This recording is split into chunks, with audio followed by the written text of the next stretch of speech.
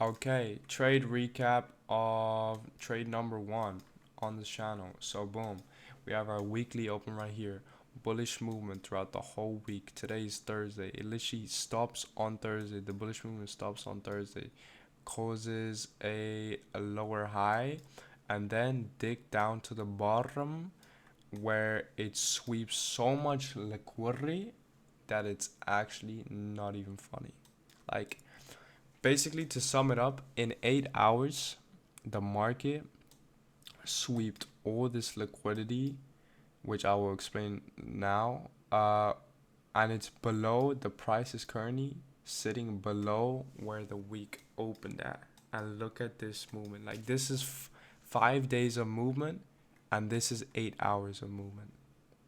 5 days and 8 hours. Anyways, so why was I interested in this trade? Well, if I turn off all this ugly shit and make my chart look nice and beautiful, you can see that it moves up significantly, and at each of these lows there are resting stop losses from people who are taking long positions. So people who took a long position here put their stop loss here, here, here, here, here, here. You know what I mean? Like that, those are the major stop loss or liquidity levels. So I marked those out. So liquidity got swept here, here, here, and here, right? So the market now has so much liquidity. That is what interested me initially in this trade because, well, if the market has so much liquidity, it will make a big move in either direction. So I want to now predict where it's going to go to. So what do? I look for, well, we have the first confluence, which is the sell side liquidity, right? Then we have a SMT. This SMT divergence is marked out like this. So boom, and this one is slightly declined. This one is slightly inclined on the S&P 500, and this is the NASDAQ. So on NASDAQ, we also have a fair value gap marked out on the 1 hour time frame. It wicks into this fair value gap and rejects off it. Another confluence. So now we have three confluences. Then I want to go into a smaller time frame, and here we see a manipulation leg, equal lows, and then this is a potential change of character and a potential inverse fair value gap. So I mark those out. What I want to do if I want to enter this trade is I want price to close above this change of character and above this inverse fair value gap, because that will confirm price to move up, right? That's going to be my entry.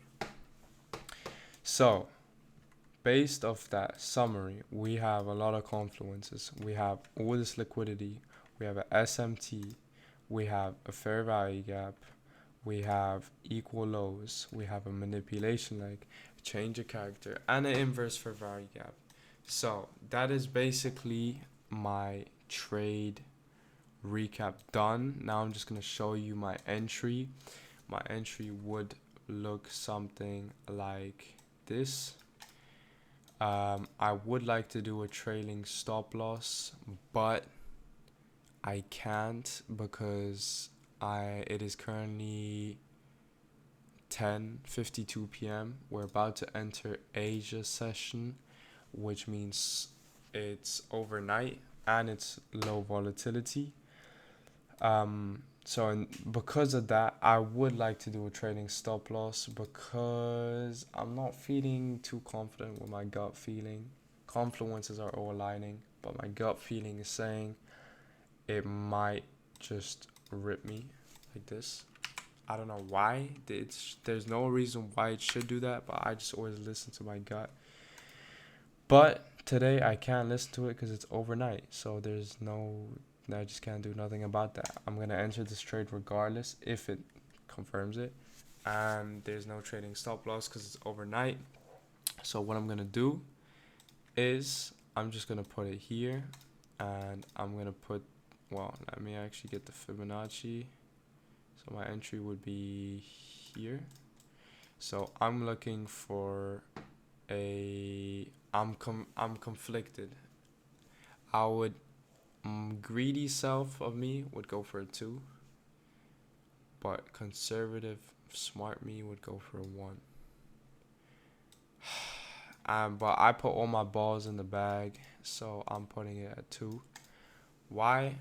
I don't really know. I don't know, but I want to do it like that because mainly, honestly, the only reason I'm saying this is because of the liquidity that the market grabbed. That's literally the only thing I have going for me, which is why it might go this high. Um, and I guess this fair value gap, even though there's a bearish fair value gap that is bigger, so kind of contradicting. But anyways, oh wait, I might have just figured something out. This might be an inverse fair value gap. Hold on, hold on. Let me go back. I want my fib back. Okay, here. This might be an inverse fair value gap. This might become an inverse fair value gap. So because of that, I'm targeting the 1. This is smart. It's gonna wick into this fair value gap and it's probably gonna reject off it. Probably. And if not, then I might cry. But anyways, this is what I'm going for. I think it has so much power, the market, that it is likely just to go here or even higher and then this or something like that. So that's what I'm predicting. This is my trade recap prediction. I'm just gonna wait until I'm probably gonna put a buy order right here instead of alert, because I'm going to bed soon. And yeah, that's my trade recap. Hopefully it hits. I will pop an image up on the screen to show if it hit, how much I made, etc. So boom, trade recap done, day 1.